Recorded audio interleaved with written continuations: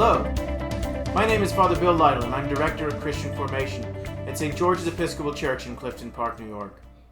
And I'd like to welcome you today to part 6 of our occasional series, C.S. Lewis and the Four Last Things. And today I'd like to talk briefly about chapters 6, 7, and 8 in The Great Divorce. Now these 3 chapters, I think, are related by a common theme. One fatal flaw that we see in each of the people, each of the ghosts that our narrator observes. And I think that is the sin of pride. Now there's a sense, a very definite sense, in which if you dig deep enough into every sin, you will find at its root the sin of pride, the idolatry of self, the idea that I am going to serve myself instead of serve God. But in these 3 vignettes that Lewis presents, I think we see that sin manifest itself in particular ways, particularly dangerous ways. So in the first chapter, chapter 6, our narrator sees this man trying to gather apples that have fallen from a tree. And of course, as we know by now, these ghostly figures who are visiting the borderlands of heaven from hell have a hard time just walking on the grass, let alone picking anything up. The narrator tried to pick up a leaf at the beginning of the story, and it was too heavy for him. And so he cannot imagine this man's ambition to pick up apples. And he recognizes the man from earlier in the story. And he had a discussion with this man earlier in the story in which he said, back on the bus, that the problem with the people in hell is that they had everything provided for them. There was nothing that they needed. He is the one who wants to bring something back from heaven that he can sell to people in hell, that he can create a demand for in hell, build an economy around in hell. And we see right there the pride of self-sufficiency.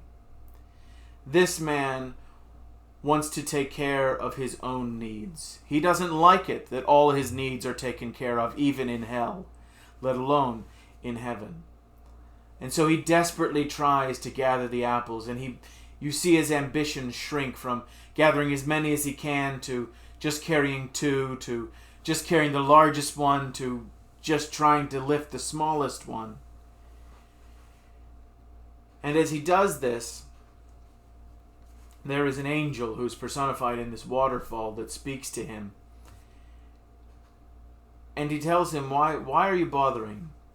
There is no room for even one of those apples in hell. That you are wasting all this energy on something that cannot possibly be done. Now it'll become important later on, this idea that there's no room for an apple in hell. We've already talked about how vast hell seemed to the people while they were there. How could there not be room for one apple from heaven in hell? But I think it also draws out the notion that this man's urge to provide for himself is also an impossible venture. He cannot lift these apples, and there are no room for these apples in his life in hell. There is no room for his self-sufficiency. There is no room for his pride. In chapter 7, the narrator moves on a bit and he encounters another ghostly figure. And it becomes very obvious very quickly that this man's problem, the way that pride manifests itself in this man, is cynicism. Yes, he's here in heaven, but he's not impressed. And we find out from the conversation that he's never really been impressed. He's visited all the great sights of earth during his life, and none of them really moved him or gave him any pleasure. In fact, it seems that his only pleasure is in being displeased with things. And that is a very dangerous state to be in. Cynicism, which is, I would say, a darker form of skepticism. There can be healthy skepticism, but cynicism rejects everything. Cynicism decides that nothing can possibly be good, that everyone is out to get you or take advantage of you, and that everything fails in the end. The man says to the narrator at the end, I've never seen a beautiful morning that didn't turn into a rainy day. That's a very poor way to live. That's a very poor way to understand the world, and it's literally a damning way to understand the world. If you see no possibility for good in the world, then you can see no possibility for God in the world. And it's clear that this is the state that our cynic is in.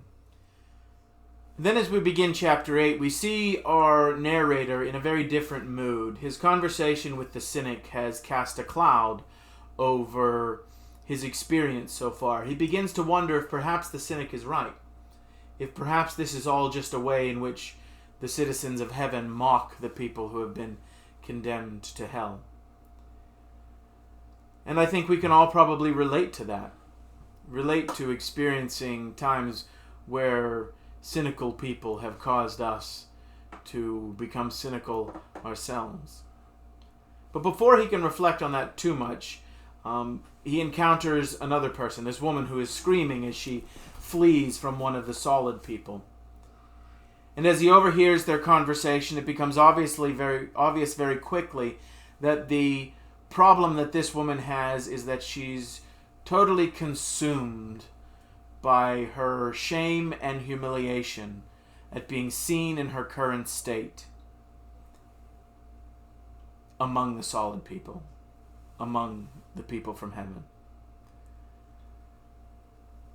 And their conversation is very interesting because the solid person tries to point out to her that if she would just turn away from herself for a moment, then she would be able to begin the journey back. She's actually in a very pivotal place. This shame, this humiliation, this guilt that she has means that she knows, she appreciates her current state in a way that perhaps the cynic and the self-sufficient man didn't in the previous 2 chapters. She knows she has something to be ashamed about. And when you're in that place, that's very pivotal. There is a healthy use for guilt if it is the impetus for turning yourself away from yourself and to God. If you realize how helpless and sinful and broken and lost you are, and that drives you to cry out for God, then it is a wonderful thing. But as we see in the case of this woman, it has the opposite effect. It turns her even more inward. Her shame and her humiliation begin to consume her, to become who she is. And that will be an important idea that we encounter in further chapters. The notion that our sin subsumes us until there's nothing left of who we were before it or besides it. And at the end of the chapter, we have this strange episode where the solid person calls this herd of unicorns, and they just chase the woman out of view. And we don't know what happened to her or what happens next. And it's very puzzling why this is in this part of the story. But the only explanation I can come up with is that Lewis places this here to demonstrate that perhaps it is this moment of shock, this moment of fear, that will be the final straw that drives the woman out of herself, that causes her to look away from herself and look toward God. It is a last-ditch effort by the solid person to get her to see something besides herself. So as we consider these 3 chapters, it's important for us, as with all of these chapters, to consider ourselves, because remember, this story isn't really about heaven and hell. It's about our life now and our relationship with God. We're all victims of pride. As I said at the beginning, it's at the root of all sin.